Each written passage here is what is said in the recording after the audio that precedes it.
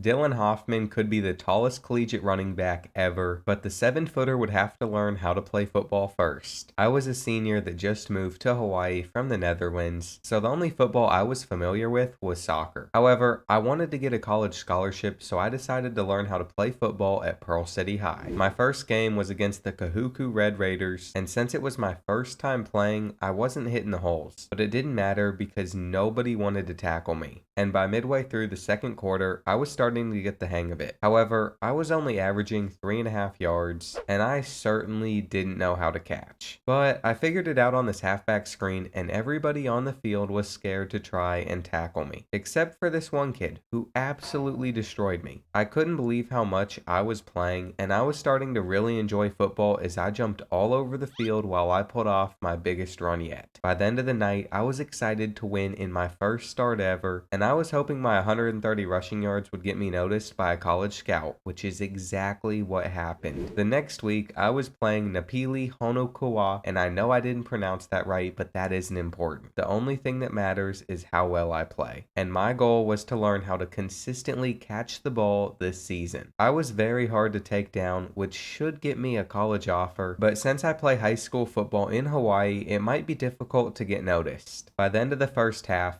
it was tied up, and I was still consistently averaging just 3 yards per carry. So I decided to try and hurdle someone, but it didn't go well. I loved when my coach called a wildcat formation as I controlled the entire offense for a play, and we finally took a lead. By the fourth quarter, I was starting to hit the holes with ease, which made it much easier to get big runs, and I was doing everything I could do to get first downs. With 3 minutes left in the game, I finally got all the blocks that I needed to take it 24 yards to the house, completely untouched, and then I hit the hole correctly again. With how long my legs were, once I hit the gap in stride, I could outrun all of these slow high school kids, but I understand it wouldn't be that way in college. I got to return kickoffs for the first time this season against the Lehunaluna Lunas, and I was getting fed the ball like I was Derrick Henry. To be honest, it was very exhausting, and I still couldn't hit a hole very well. However, even though I wasn't the most efficient runner, I was getting a better hang of it, and there was no way I was being stopped when I got to the outside with speed. I still couldn't figure out how to hold onto the ball, and I know that's a red flag to recruiters, so I need to fix it. On top of that issue, I was only fast when I hit the gap running straight, so if I got a college offer, I was scared I wouldn't play. By the end of the quarter, it was a tie game, and that's when I had my first little takeover moment, breaking off this 20-yard run like it was nothing. I had already rushed for 140 yards today, so I felt like it was my team's fault that we were losing. On this halfback screenplay, I fell over and Steve Merca gave away the ball to the Lunas, but with 3 minutes left, we got the ball back, and I put us in a position to go up by 3. My 42 carries were enough to get us the win, and even though I was only a 2-star recruit, Hawaii offered me a full scholarship. Since I received my first scholarship offer, I was pumped to play against Kapolei High School, where I had a decent opening return, but I still couldn't simply catch the ball, which is why I'm a little confused why I'm the main returner. It seemed like they had a game plan to stop me, so Steve Merca actually got to throw the ball a little bit today against Kapolei, and he didn't miss either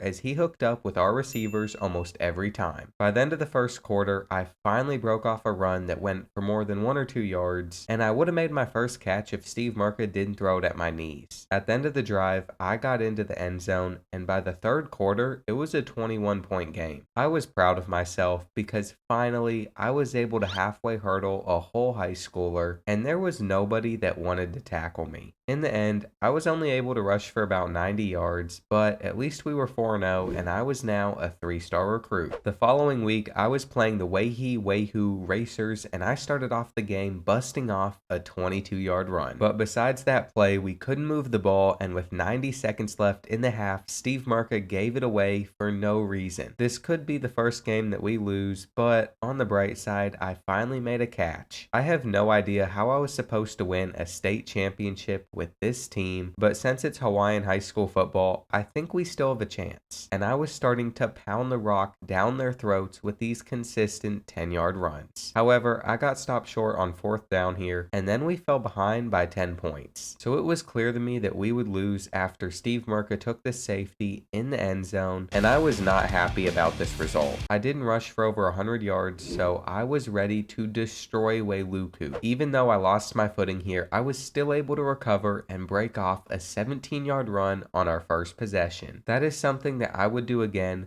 literally on the next play, as I realized this could be my big game. I was excited to get into the end zone so early on, and even though I was 7 feet tall, I knew that I could move faster than anybody else at this height. I was having an amazing first half, and to end the second quarter, I watched Steve Murka drop a 35-yard bomb to put us up by 17 points as we continued to dominate against Wailuku for the rest of the game. I ended up rushing for my 3rd touchdown of the night with this 11-yard play, and I couldn't believe it, but this Wildcat run faked out the entire defense, which allowed me to outrun everybody on the field, pulling off the biggest run in my high school career. This performance was single-handedly going to get me so much attention, and I was realizing that colleges were going to start begging me to go to their school if I continued to put up numbers like this. My coach noticed that Wailuku couldn't stop the Wildcat formation, so he kept calling it for me, and I was able to take advantage of that again. By the end of the night, I had 268 rushing yards, and that one performance made me a 5-star recruit. The Hawaii high school football regular season was coming to an end, and I started off the game by throwing a little freshman off of me. I wanted to go into the playoffs in style, and I was excited to see all the scholarship offers from the last few weeks after this game. I hadn't checked any of them yet because I wanted to keep my head down and focus on winning, but I was starting to get a little giddy at the idea of all the offers as I was showcasing that I could finally catch the ball as well. With 20 seconds left in the half, I got into the end zone off of this catch, and I continued to lay my body into the opposing defenders in the 3rd quarter. Even though we were only up by 7 points on Halawawa, I was going to make sure we ended the regular season with only 1 loss. I thought this halfback screen was going to be my 2nd receiving touchdown of the game, but I was brought down just short, so I was salty that I wasn't the one that got us into the end zone here. Even though I was putting on a pretty incredible performance, I wanted to score more touchdowns. I was so thirsty for even better stats so I could get a good college with a lot of NIL money, because I knew I could get paid for being a 7-foot running back that could move around with ease. I'm not saying that I'm going to go to a college that offers me the biggest bag, but I can't act like it won't influence my choice. I had just annihilated a team with almost 300 total yards and 4 touchdowns, so I had more college offers than I expected, as I was the 63rd best player in my class. I started the Hawaiian high school state playoffs off with a pretty solid return, getting us past midfield on Kalululu, who is 7-0. Since they're undefeated, this wouldn't be an easy win, but I was ready for the challenge as I pulled off the first real juke move of my football career. However, even though I was doing well, my teammates weren't, dropping an easy touchdown pass, which honestly was really upsetting to watch. So I decided I wasn't going to go out of the playoffs like this. I took off, and I used my long strides to get as far down the field as I could before some little kid chased me down. In the end, I would score a couple of plays later, and that wouldn't be the only big play that I'd make. With a minute and a half left in the second quarter, I caught a pass and took it down to the 12-yard line, which would lead to another catch and another score. My teammates could sense that I didn't want to go out of the playoffs this early, and they elevated to my level of play as we continued to be explosive. I knew there wasn't a defender on the field that could tackle me one-on-one, and I think the only thing that could possibly stop me in Hawaii was a volcano. Now that I was able to catch passes and run with it after the play, I had added a whole new element to my game that would make it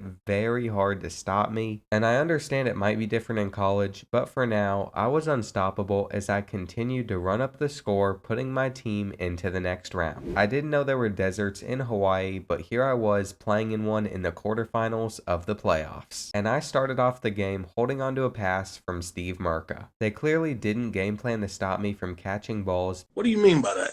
because I was making a big difference by doing so, and I was fighting for every last yard that I could get each time I ran it. I ended up getting my team onto the board first against WayPO, and even though they hadn't lost yet, it could happen today as I continued to extend our lead with ease. Midway through the third quarter, I continued to dominate with this 33-yard run where I barely got caught, and I wish I was just a little faster, but my current speed will do. I understand I can't be any quicker than I already am as a 7-foot running back, and I was doing just fine the way it was. My team was moving on to the state semifinals, and I was overwhelmed with college choices. If I won this game, I'd make the Hawaiian High School State Championship, and my coach called my favorite play, allowing me to break off a huge run where I outran everybody on the field for an easy touchdown. Kailu wasn't giving me any issues as I got into the end zone a second time, and I couldn't believe that in just 1 year I had completely turned my entire life around. I was now able to go to so many colleges for free, potentially making the NFL one day, and I am so glad that I started playing high school football. I put up 5 touchdowns in just 3 quarters, and my final stat line was unbelievable, getting me a scholarship offer from Notre Dame. I was playing in the Hawaiian High School State Championship, and I was ready to run over as many kids as I could. But unfortunately, that didn't happen as I started the game off by fumbling the ball away. This was the second time I'd played La Helana Luna this year, and I didn't want to go out with a loss, but my lineman completely messed up this 4th down halfback screen. We ended up going down by 3 in the second quarter, and I wasn't okay with that, so I continued to fight for as many yards as I could, which ended up leading to good things. Like normal, my coach called my favorite play,